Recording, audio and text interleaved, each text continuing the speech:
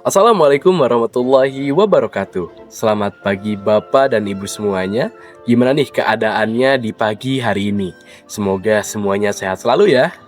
Perkenalkan, nama saya Raden Satrio Triutomo yang sekarang sedang belajar di bidang kesehatan. Izinkan saya untuk berbagi sedikit cerita yang insya Allah bermanfaat untuk Bapak dan Ibu semua. Meskipun saya lihat umur Bapak Ibu itu rata-rata di 60 sampai 65 tahun, tapi ketika saya datang ke tempat ini dan bertemu langsung dengan Bapak dan Ibu semua, ternyata wajahnya ini masih segar-segar ya Bu ya, kayak umur 30-an. Jangan-jangan rahasianya karena sering olahraga ya Bu ya? Atau jangan-jangan karena emang Bapak dan Ibu ini tuh sering tersenyum gitu. Jadi begini Bapak Ibu, ada seorang ibu namanya itu Ibu Aminah. Beliau usianya sudah 65 tahun. Belakangan ini Ibu Aminah itu sering merasa kakinya pegal, jalannya itu mulai pelan, kalau sholat pun lututnya suka nyeri. Waktu itu beliau sampai merasa sedih karena tidak bisa ikut ke pengajian dengan jalan kaki ke musola bersama dengan teman-teman beliau. Keluhan-keluhan tersebut awalnya beliau pikir itu adalah hal yang wajar dan normal. Namanya juga sudah usia lanjut, begitu pikir beliau.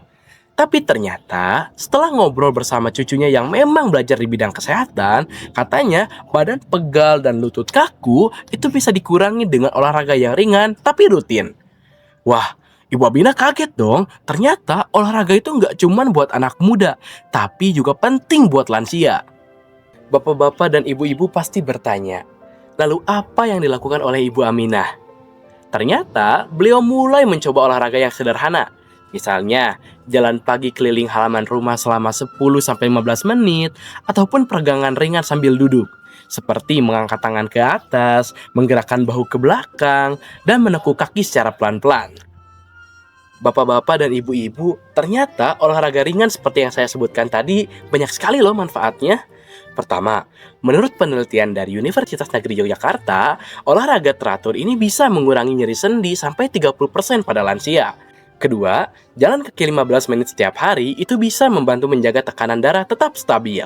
Ketiga, badan pun jadi lebih segar dan tidur pun jadi nyenyak. Coba deh bayangin, kalau badan sehat, bapak dan ibu ini bisa lebih mudah beraktivitas. Misalnya, bisa main sama cucu, ataupun bisa ikut arisan dengan semangat. Nah, sekarang saya nih yang penasaran. Di antara bapak-bapak dan ibu-ibu, siapa nih yang senang jalan pagi? Atau siapa yang suka senam? Atau malah siapa yang hobinya tidur lagi pas habis subuh? Jangan lama-lama ya Pak Bu tidurnya, nanti sarapannya keburu kesiangan. Jadi seperti Ibu Aminah tadi, meskipun sudah lansia, jangan malas bergerak. Tidak perlu lama-lama, cukup 15-30 menit sehari. Kuncinya asal rutin. Dan jangan lupa lakukan sesuai kemampuan masing-masing dan jangan dipaksakan. Sebagai tenaga kesehatan yang muda, saya percaya Bapak dan Ibu semua itu bisa lebih sehat kalau mau bergerak sedikit saja setiap hari. Buktinya jelas, data menunjukkan lansia yang rutin olahraga itu lebih jarang mengalami penyakit jantung atau stroke. Dan yang paling penting, kalau tubuh kita sehat, kita bisa tetap aktif, bahagia bersama keluarga, dan jadi teladan yang sehat untuk cucu-cucu kita. Coba bayangin, cucu dari bapak-bapak dan ibu-ibu bilang, "Wah, kakek dan nenekku masih kuat jalan pagi, kayak yang masih muda." Nah, siapa nih yang mau dipuji cucunya gitu? Pasti semuanya mau kan? Yuk mulai hari ini kita biasakan olahraga ringan. Coba besok pagi jalan kaki sebentar di halaman. Tarik napas dalam-dalam dan rasakan segarnya udara pagi. Ingat ya, sehat itu bukan milik anak muda aja, tapi lansia juga bisa sehat, bugar, dan bahagia. Setuju gak Bapak Ibu? Terima kasih kepada bapak-bapak dan ibu-ibu yang sudah mendengarkan cerita saya. Ingat, gerak itu sehat dan diam terlalu lama itu bisa bikin sakit. Sekian dari saya. Wassalamualaikum warahmatullahi wabarakatuh.